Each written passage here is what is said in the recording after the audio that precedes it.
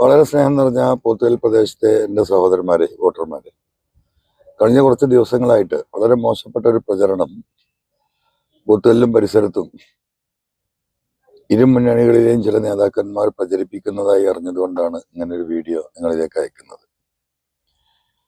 നമ്മുടെ മൊണ്ടേരി വയനാട് റോഡിൻ്റെ കണക്ടിവിറ്റി നമുക്കറിയാം, വലിയൊരു പ്രതീക്ഷയിൽ നമ്മൾ ഏറ്റെടുത്തൊരു പ്രൊജക്റ്റായിരുന്നത്.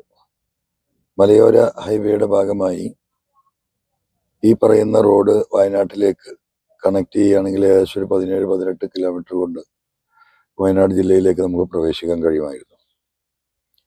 2016-21 ഗവൺമെന്റിൽ വലിയ പരിശ്രമം ഞാൻ അതിന് നടത്തിയതാണ്. ഏകദേശം 17 ഹെക്ടറോളം സ്ഥലമാണ് ഇതിനാവശ്യമായി വരുന്നത്.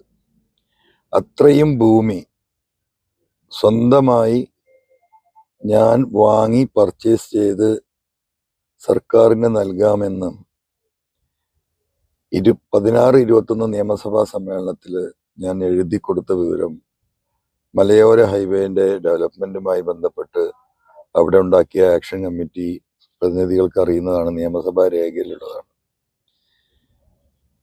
16-21 അതൊരു സീരിയസ് ആയ ചർച്ചകൾ നടന്നതാണ്. പക്ഷേ 21-26 ഗവൺമെന്റിൽ PWD മന്ത്രി മുഹമ്മദ് റിയാസ് മന്ത്രിയായി വന്നതിന് ശേഷമാണ് ആ പ്രൊജക്റ്റ് യഥാർത്ഥത്തിൽ അട്ടിമറിക്കപ്പെടുന്നത്. അദ്ദേഹത്തിന്റെ താല്പര്യം 6-7,000 കോടി രൂപ മുടക്കി ഒരു തുരങ്കപാത കോഴിക്കോട്ടേക്ക് ഉണ്ടാക്കുന്നതിനാണ് മുൻഗണന നൽകിയത്.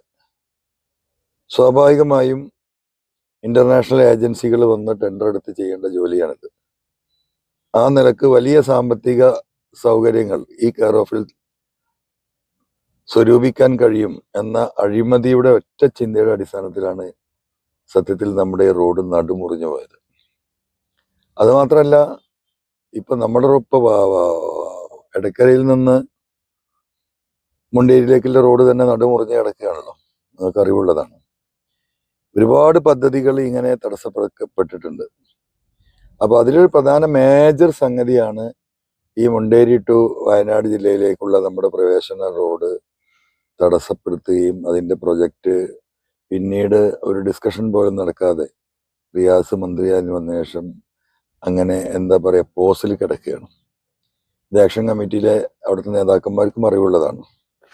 അതുകൊണ്ട് അടിസ്ഥാനരഹിതമായി ഇത്തരത്തിലുള്ള പ്രചരണം നടത്തിയ ആളുകളെ പറ്റിക്കുന്നതിൽ നിന്ന് ഇവർ പിന്മാറിയില്ലെങ്കിൽ ജനങ്ങൾ അത് പറഞ്ഞ് മനസ്സിലാക്കേണ്ട ഉത്തരവാദിത്വം എല്ലാവർക്കും ഉണ്ട്, ഈ കാര്യം കൃത്യമായിട്ട് അറിയുന്നവർ.